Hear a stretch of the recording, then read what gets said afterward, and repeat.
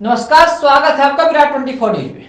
मध्य प्रदेश की सियासत में रीवा जिले की खासी अहमियत मानी जाती है। जिले की रीवा विधानसभा सीट की अपनी राजनीतिक पहचान है और यहां से कांग्रेस की स्थिति काफी कमजोर रहती है।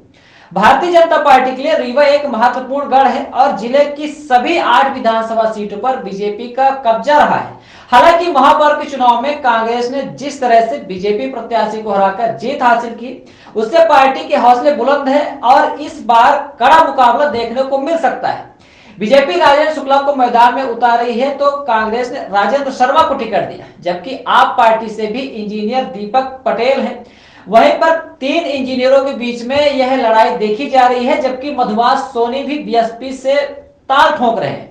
अंठान है कि हार के बाद राजेंद्र शुक्ला का जीत का रथ ऐसे दौड़ा कि कांग्रेस जमीन ही तलाशते रह गई। पार्टी ने प्रत्याशी बदले पर जीत नसीब नहीं हुई। 8 का चुनाव लड़ने वाले राजेंद्र शर्मा फिर बीजेपी के शुक्ला के सामने हैं।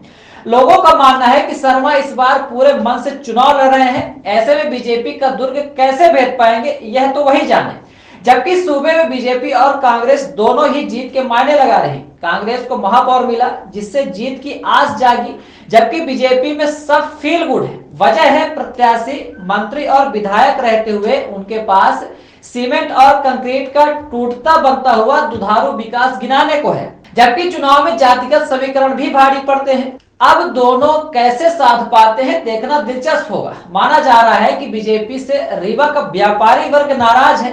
वजह है बड़ा नेतृत्व न मिलना। राजेंद्र ताम्रकार हो, वीरेंद्र गुप्ता हो या फिर ममता गुप्ता, महापौर बनाकर ही सीमित रखा गया। राजनीतिक पंडित तो यह भी मानते हैं कि इसका असर महापौर के चुनाव में दिखा और लंबे समय से नगर निगम में काबिज रहने वाली बीजेपी हार गई। मतलब इस बार बीजेपी के वोट बैंक कहे जाने वाले व्यापारी वर्ग के वोटों का ध्रुवीकरण होने की संभावना है, क्योंकि राजेंद्र शर्मा की पैठ भी व्यापारी वर्ग में मानी जाती है, जिससे रीवा बीजेपी में फील गुड मान बैठने वालों के लिए क्या होगा, कुछ कह पाना आसान नहीं है। ओबीसी वोट बैंक में इस बार सेंध लगाने के लिए आप उम्मीदवार मैदान में हैं। कयास लगाए जा रहे हैं कि बीएसपी के वोट बैंक में इस बार दीपक पटेल सेंध लगा रहे हैं। अब ऐसे में बीएसपी से मधुवास सोनी भी सूबे में वोट बैंक का खेल बिगाड़ेंगे, जिससे बीजेपी और कांग्रेस के लिए जीत हार के अंतर के लिए मुश्किलें हो सकती हैं। खैर, कांग्रेस के लिए रीवा फतह करना आसान नहीं है।